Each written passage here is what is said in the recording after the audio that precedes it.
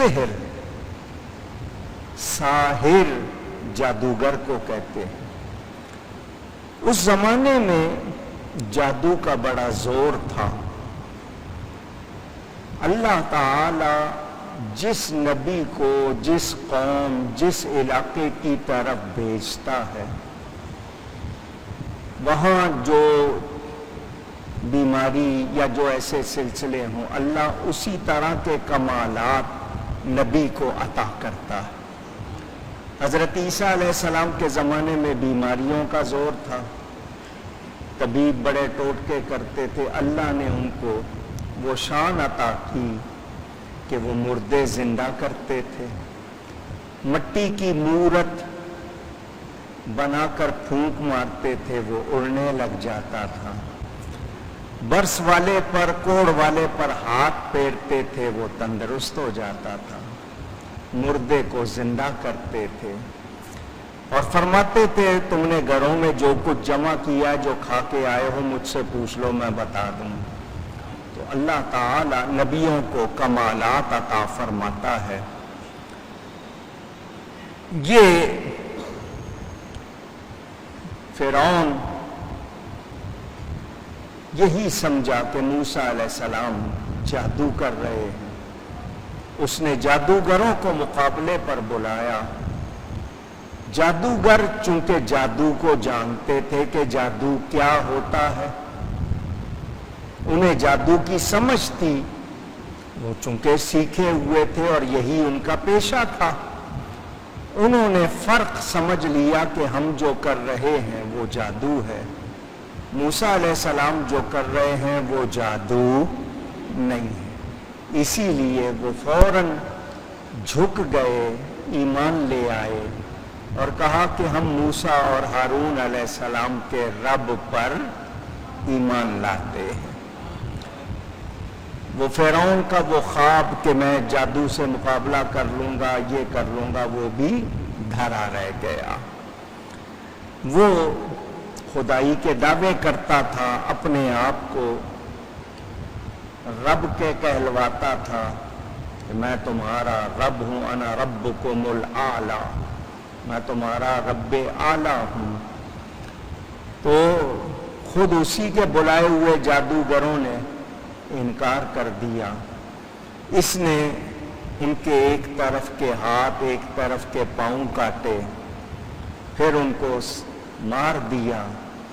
وہ لوگ آئے تھے، جادوگر تھے، نبی سے ملاقات ہوئی، ایمان والے ہو گئے، کوئی عمل ابھی نہیں کیا اور صحابی بھی بن گئے، شہید بھی ہو گئے، نبی کا فیضان ملا، ان پر حق واضح ہو گیا۔ آج کوئی یہ باتیں ہم کو سنائے کہ حضرت موسیٰ کی یہ شان تھی، اور پھر اپنے نبی کی بات آئے تو اس کی زبان سکڑنے لگے، وہ نبی پاک صلی اللہ علیہ وآلہ وسلم کے بارے میں نامناسب باتیں کرے تو وہ کیسا مسلمان ہے، کاہے کا مسلمان ہے پھر وہ؟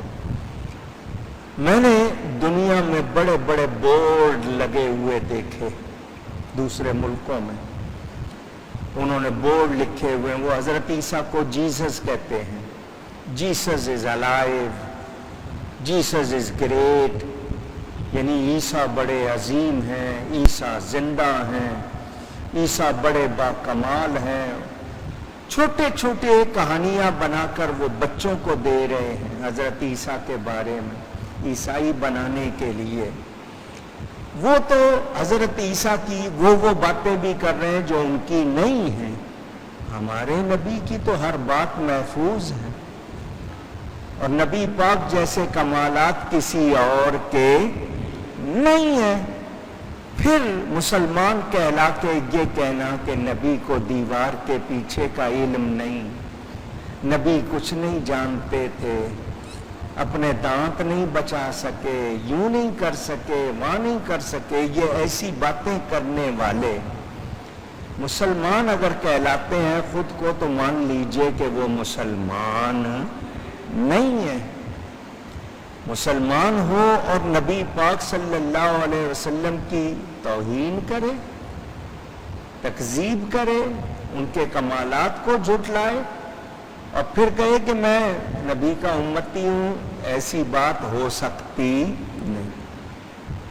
ہم نبی پاک صلی اللہ علیہ وسلم کے کمالات پورے جانتے ہی کہاں ہیں،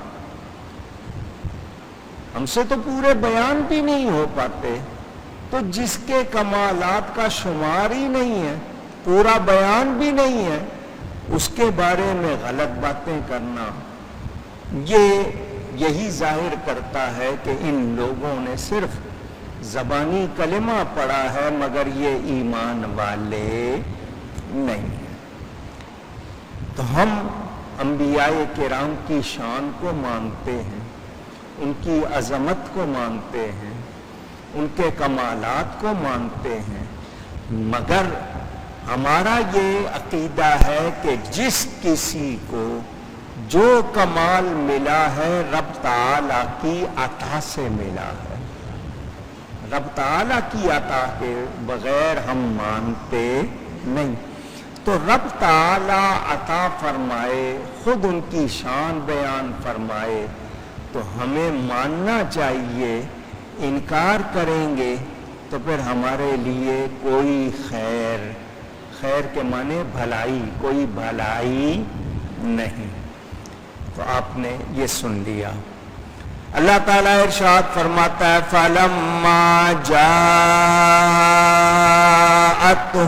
آیَاتُنَا مُبْصِرَةً، پھر جب ہماری نشانیاں آنکھیں کھولتی ان کے پاس آئیں، قَالُوا هَذَا سِحْرٌ مُبِينٌ، وہ بولے یہ تو کھلا جادو ہے۔ میں نے آپ کو بتایا فرعون اور اس کی قوم نے کیا کہا، یہ کھلا جادو ہے۔ وَجَحَدُوا بِهَا وَاسْتَيْقَنَتْهَا أَنفُسُهُمْ ظُلْمًا وَعُلُوًّا،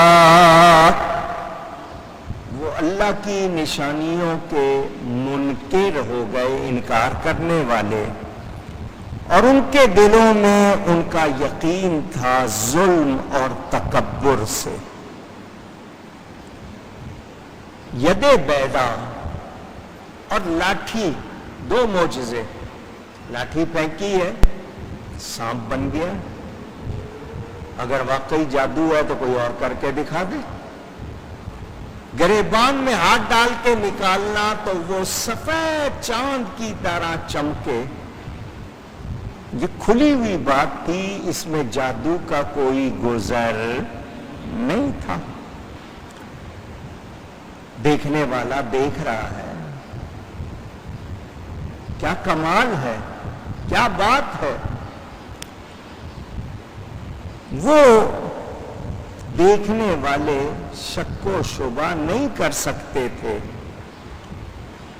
مگر فرعونی، چونکہ انہوں نے فرعون کے ساتھ جو بھی اپنا ناطہ جوڑا ہوا تھا، انہوں نے حق کو تسلیم نہیں کیا، انکار کر دیا۔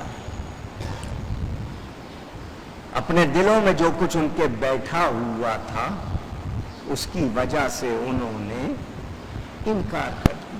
میں نے آپ کو بتایا تھا عقیدہ کس کو کہتے ہیں، قرآن و حدیث کی جو ہمیں بتاتی ہیں نصوص، نص، نون صاد نص، جس کی جمع نصوص، وہ الفاظ، وہ خاص باتیں، کیونکہ عقیدہ بنتا ہے قرآن حدیث سے، جو دل میں نقش کر لیا جائے، جما دیا جائے۔ اسلامی نظریات جو دل میں جمع دیے جائیں اس کو کیا کہتے ہیں، عقیدہ۔ کیا کہتے ہیں، عقیدہ۔ ایک ہے عقیدہ، ایک ہے عقیدت۔ دونوں میں فرق ہے.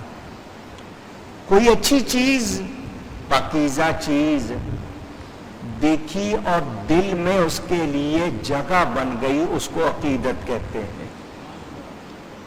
لیکن جو نظریات دل میں نقش کر دیے جائیں، جما دیے جائیں، ان کو عقیدہ کہتے ہیں.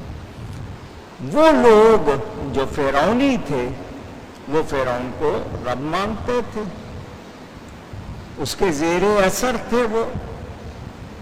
وہ حالانکہ ظالم تھا، تکبر کرنے والا، غرور کرنے والا، اپنے آپ کو پتہ نہیں، جو آپ کے ہاں 30 مار خاں کہتے ہیں نا، سمجھتا ہے، اکڑ والا تھا. انہوں نے مانا نہیں. تو پھر کیا ہوا؟ فانظر کیف کان عاقبۃ المفسدین. اللہ فرماتا ہے تو دیکھو کیسا انجام ہوا فسادیوں کا.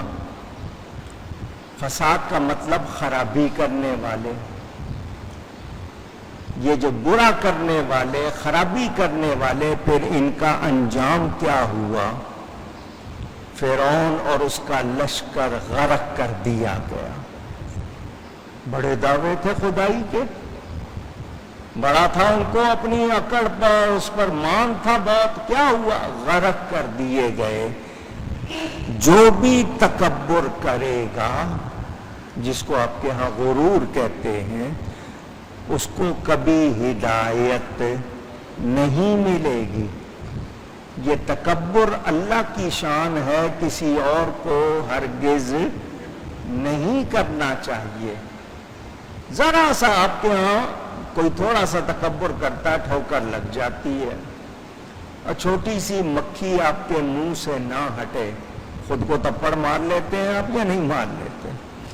مارنا ہوتا ہے مکھی کو، لگتا تھپڑ آپ کے اپنے منہ پر. کیا مطلب؟